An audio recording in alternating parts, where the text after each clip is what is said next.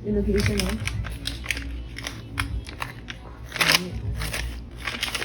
Parang i-baby packaging. Oo, iba-ibang yung brand yun. Iba-ibang flavor.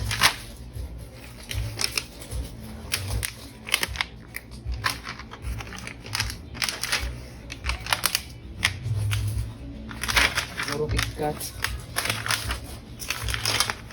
Lakas.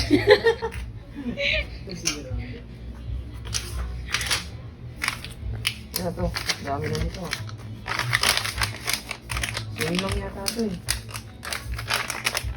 Coffee ata yung isa. Ah, same lang.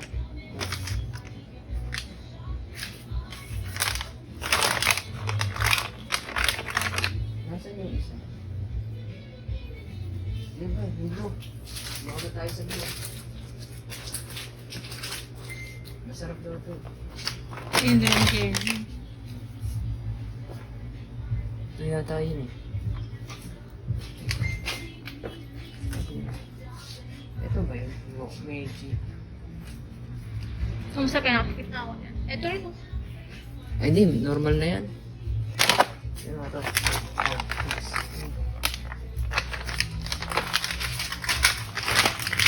Ay, ito yun. Paano to? Na ito.